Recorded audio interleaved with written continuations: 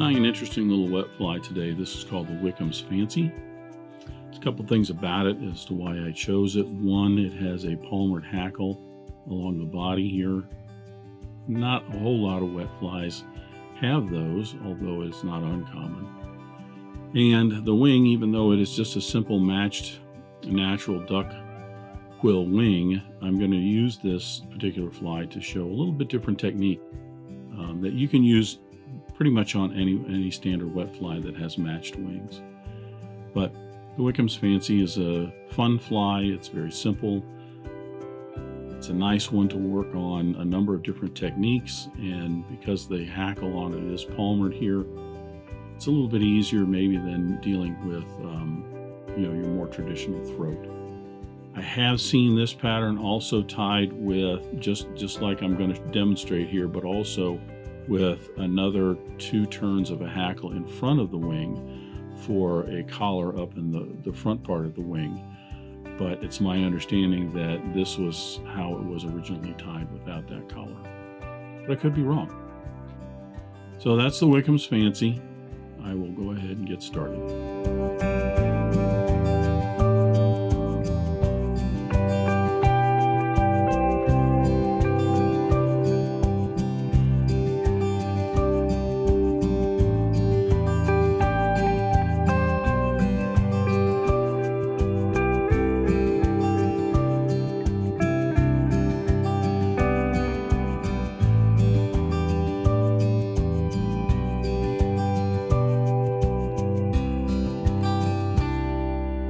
I'll start the Whickham's Fancy by placing my hook in the vise. This is a Mustad 3399 in a size 10. I'll debarb the hook and attach my thread. For thread, I'm using a Uni-8O in black. Attach my thread about an eye length behind the eye of the hook, and then run it down and pretty close to touching turns down the length, just to help keep the underbody uniform. Get down past the point of the hook, between the point of the hook and the barb. Now I'll tie in my tail. Tail for the Whickham's Fancy, I'm using just a Indy neck. This is a brown Indy rooster neck, and I'm simply stripping out one of the feathers from the back of the neck where they're going to be longer and have longer fibers. I can get rid of the fluff down here at the bottom of the rachis, and then I'm just going to take about a dozen or so fibers, get them 90 degrees to the stem there so that the tips are even, and then I'll just peel those off. I'm going to tie these in so that they are the length of the shank.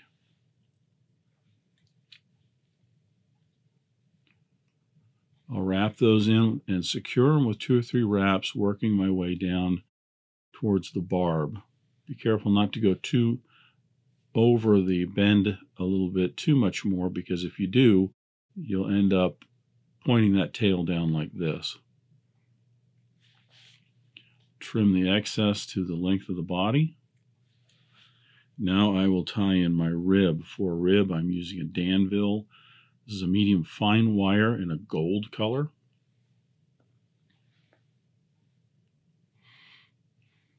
I'll secure that on the side of the hook shank, a couple of wraps, and I want the end of the wire about the length of the body.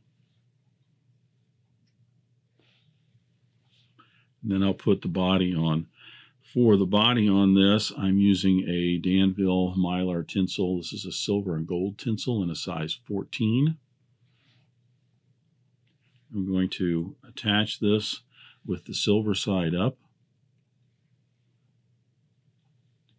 Again, pulling this to the left to bring this into just the length of the body. Then I'll start wrapping my thread forward and touching turns to secure all of that down to the hook shank and to have a nice smooth underbody. Mylar can get a little bit persnickety in that regard. If you have any bumps or any little valleys or anything like that, the Mylar will translate that pretty easily. So it's worth taking your time, even if you have to unwrap some of your thread wraps here and there. It's worth taking the time to just a few seconds to go back and make certain that you have everything nice and smooth. Stop about an eye length behind the eye of the hook. Now I'll apply the body. Mylar, as you can see, it's the silver side here, flips over to the gold side. I'm going to wrap this in, and I just want to have slightly overlapping wraps so that none of the black thread is showing through.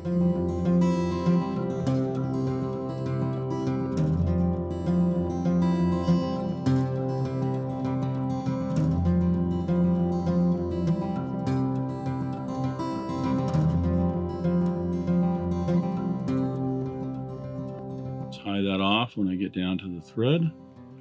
2 or 3 turns to secure it. Before I clip this off, I just want to look on the other side just to make certain I don't have any gaps in this, any thread wraps that are exposed. Trim away the excess.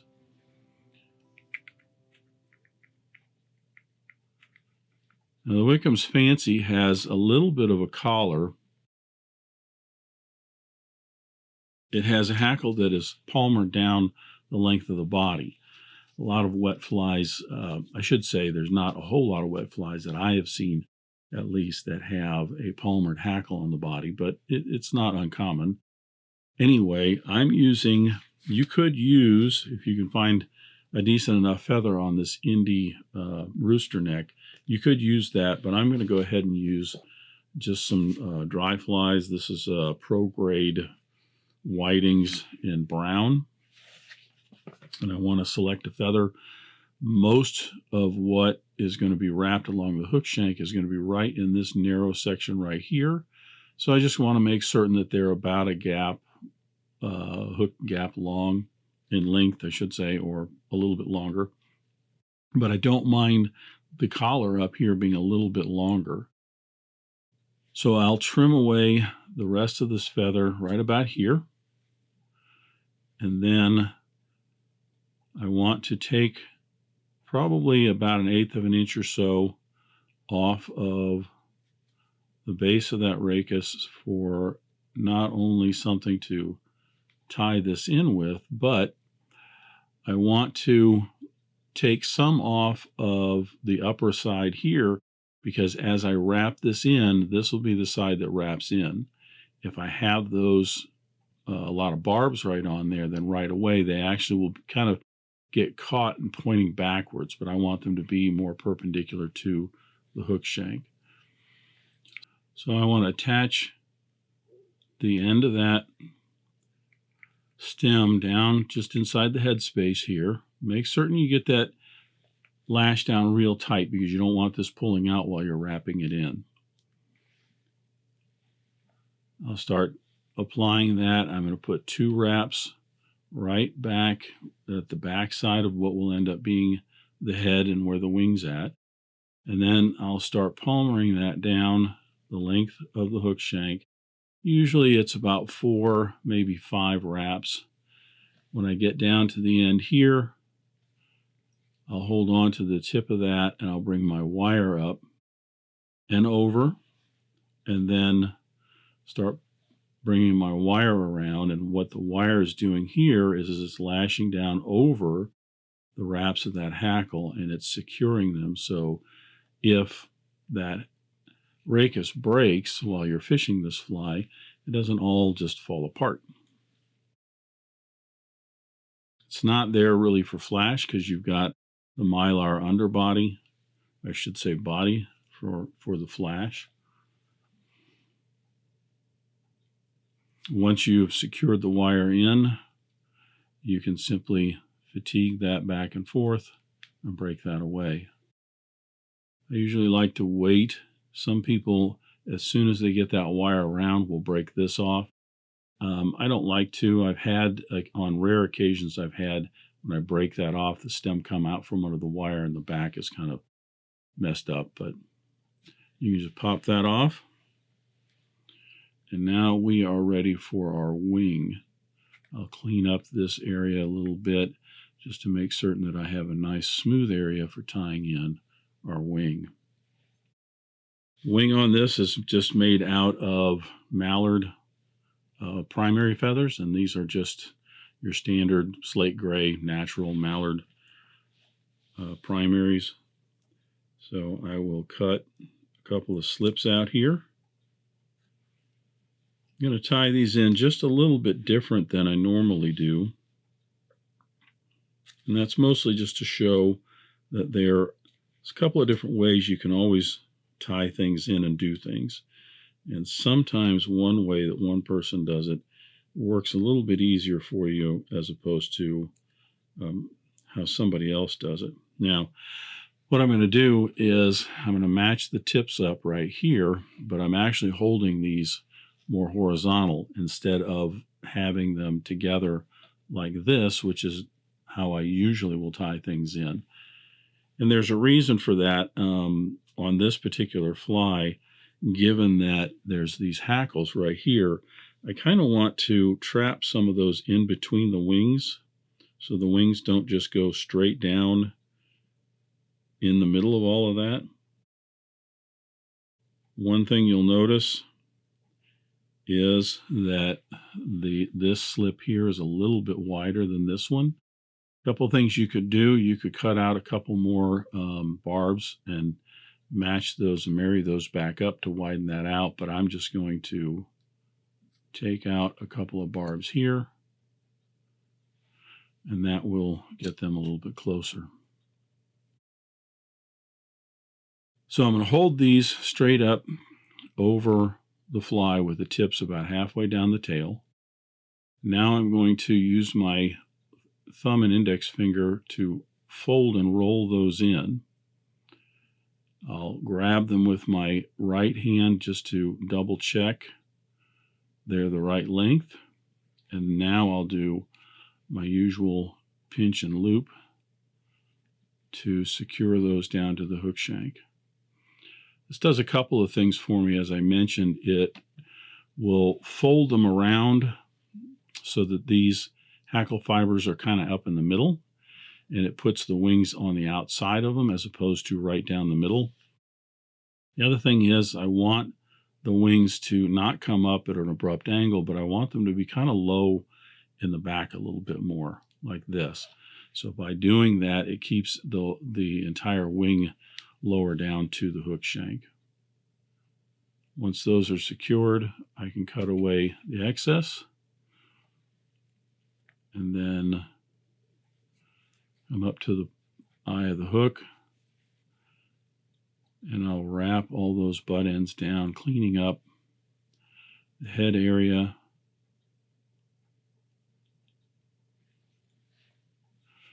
to make the head of the fly.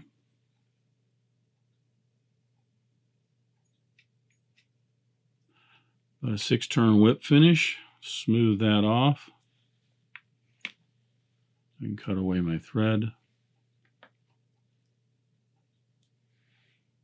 Now that I've got a little bit of gray showing through on the thread right here, but I'm not going to concern myself with it because I'm going to put some black lacquer over those.